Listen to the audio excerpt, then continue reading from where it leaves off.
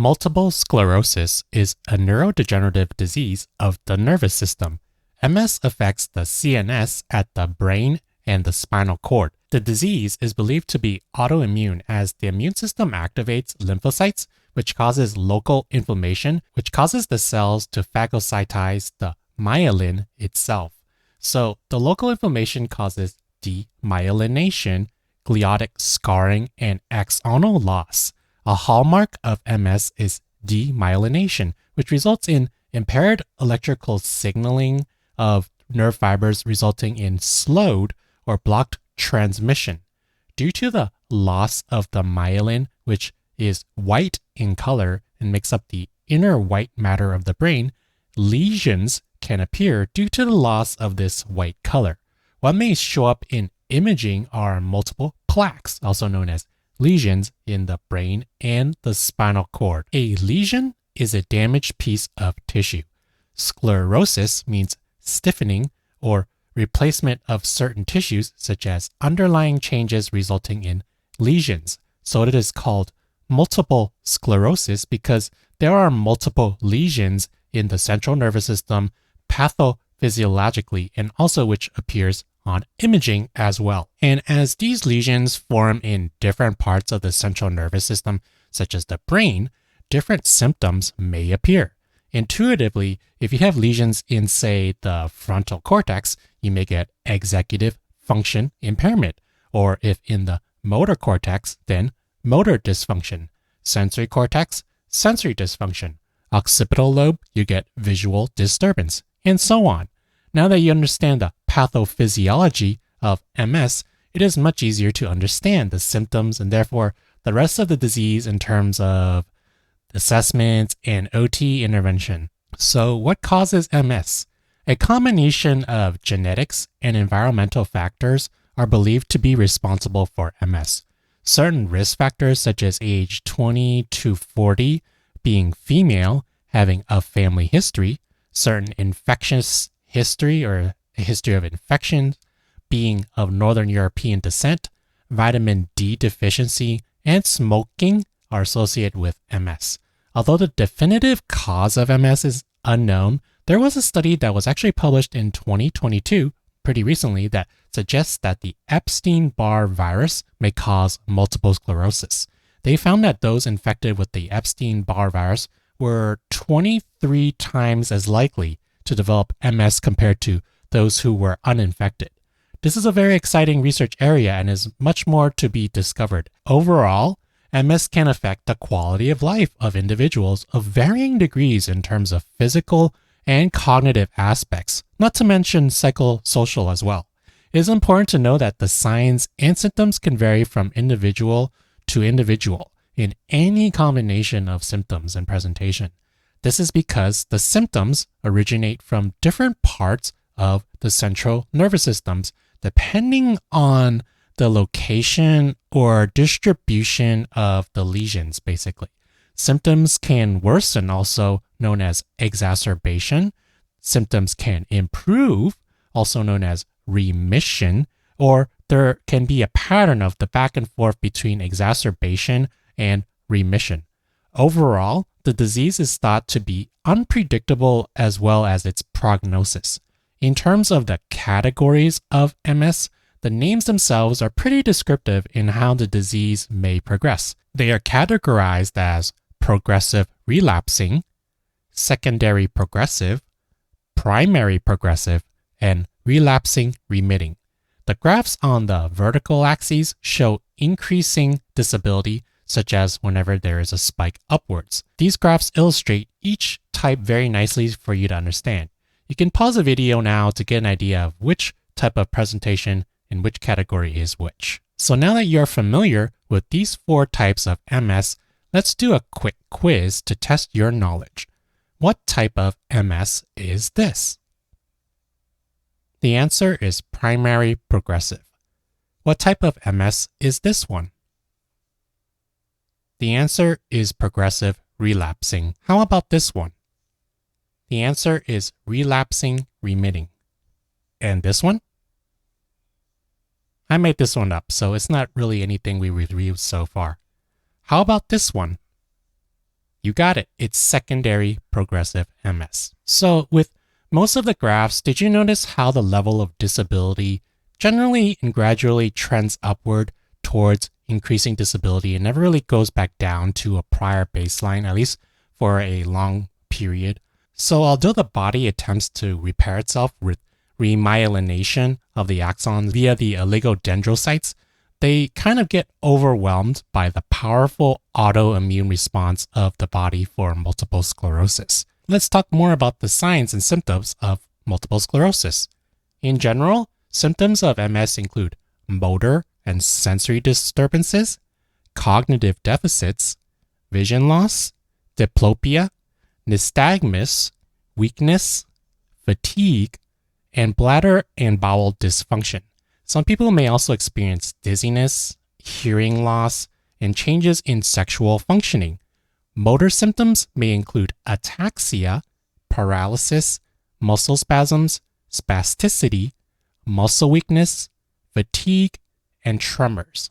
Sensory symptoms include pain and paresthesias. There may be impaired sensations to touch, temperature, pain, proprioception. Cognitively, there may be deficits in attention, processing, memory, and judgment. Some people experience communication difficulties, such as having slurred speech with MS. Psychosocially, as patients may even be labile, they may experience depression, which is a common symptom of MS. Sometimes you may hear about MS symptoms being grouped as primary, secondary, or tertiary. The symptoms mentioned so far can be thought of as primary symptoms. Makes sense because primary symptoms are directly from the cause of the myelin destruction. Therefore, secondary symptoms can be thought of as complications from the result of the primary symptoms, hence the term secondary. An example of a secondary symptom is a UTI developing from which is a primary bladder problem of MS. And tertiary symptom can be thought of more or less direct, but the broader picture and impact of the occupation. So one to think about is, say, social functioning. By the way, are you enrolled in the OTDUDE NBCOT Exam Prep course? It's free to register and you get instant access to these videos, quizzes, and study guides and more in a single online course. The link is in the description. So now for my favorite part, occupational therapy evaluation and intervention. Let's review what outcome measures that you would use.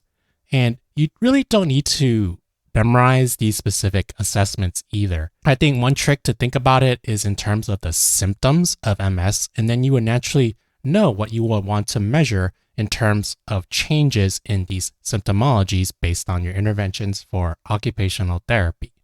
So when prompted on the NBCOT exam, you would think about the symptoms, and if an assessment does not really seem to match of the symptoms, then, and like it's kind of random, then it really wouldn't really make much sense to use it. So to recap on the symptoms, we have sensory and motor changes, visual changes, cognition, bowel and bladder, and depression, as well as fatigue. In terms of occupation, you can pretty much imagine MS impacting all of them, right? But depending on the setting, such as where you work, such as in acute care, it will likely be something such as ADLs. To be more specific, some assessments that you may want to use for MS may include the impact on daily functioning of the occupations, such as the Barthel Index, the FIM Functional Independence Measure, or the CARE tool. You'll also want to use something to measure fatigue, such as the Fatigue Impact Scale. An example of depression assessment is the Beck Depression Inventory. For sensory, of course, you may want to use the monofilament test. Motor can be something like the 9-hole peg. A good one for spasticity, as you guessed, is probably the Modified Ashworth Scale. The SF-36 is also a commonly used one in the research that I found for the Medical Outcome Short Form Health Survey that measures basically physical functioning, social participation, fatigue, and pain. Other assessments I have seen being used in the research include the 6-minute walk test, timed up and go or tug, and the MS, which is kind of obvious, MS Impact Scale. Before we talk more about the OT interventions, let's make sure we understand what the contraindications are for MS. You probably know these already. They're heat and overexertion. That is, to avoid heat and avoiding overexertion. But why is this the case? Why do heat and overexertion have to do with MS, and why should we avoid it? Well, it's believed that heat and overexertion are the triggers of MS flare-ups.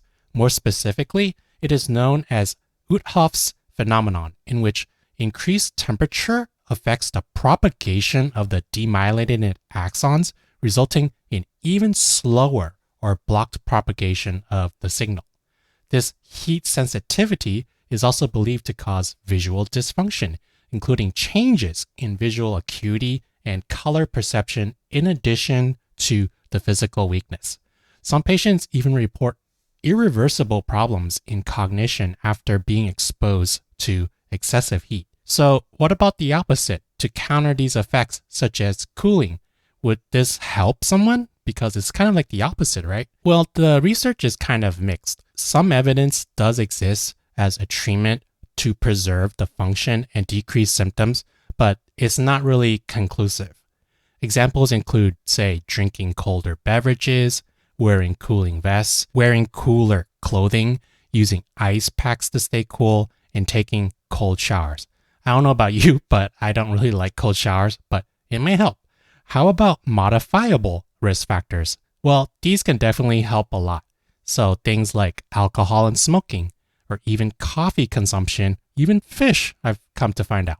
In one study, consumption of these things were inversely associated with relapsing MS disease progression, but not the progressive onset type of MS. So it seems that the recommendations can't be really like broad and general. It's kind of more nuanced. So it really depends on the person and the type of MS they may be having in terms of those modifiable risk factors.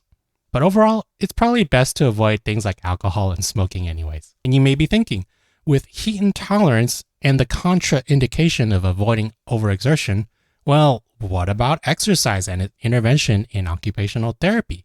This may cause people to overheat and exert themselves, right? And intuitively, that's what I thought and what we generally thought as a profession for decades. People with MS were advised to avoid excessive physical activity and exercise because of concerns of making the condition worse. However, recent studies show that people with MS can tolerate exercise, and it is in fact helpful for managing symptoms and preventing complications. There may even be a neuroprotective effect with exercise.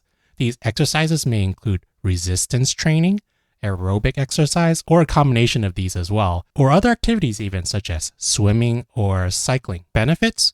Well, exercise has been shown to improve spasticity, improve with fatigue, mood, quality of life, and sometimes even cognition.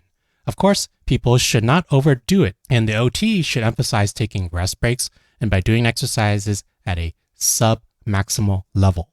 Other helpful activities include stretching, warming up, yoga, and aquatic therapy. For spasticity, standing has been shown to be beneficial, as well as active movement, stretching, and passive positioning with wedges, such as in the seating position, to help manage spasms. A systematic study also showed that E-stim, electrical stimulation, and vibration were effective in managing spasticity in patients with multiple sclerosis. In terms of a top-down approach, physical activity may be appropriately increased for function and to perform occupations such as ADLs and leisure. Just as with exercise, incorporating rest periods, especially with high-energy tasks, into daily activities can be helpful.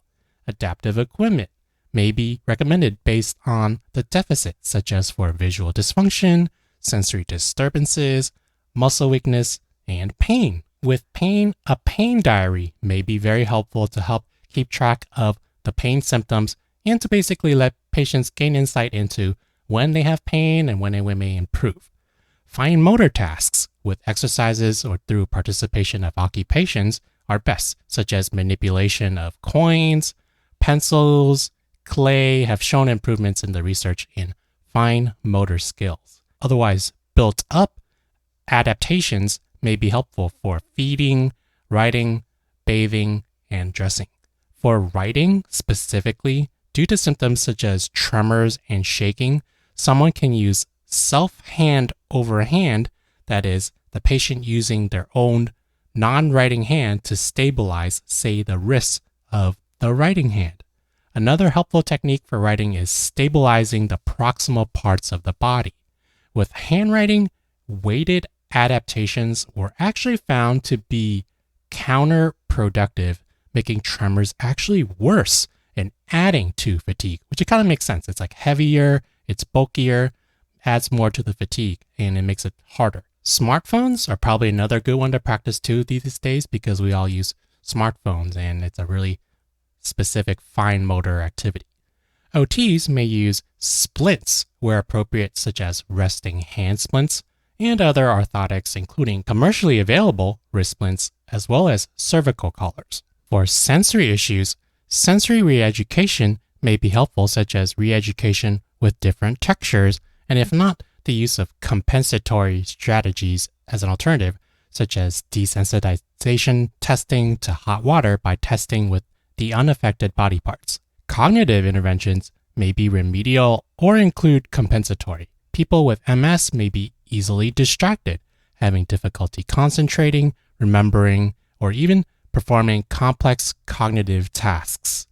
Remedial techniques using cognitive strategies have shown some improvement of memory, attention, and processing speed, such as with computer training programs.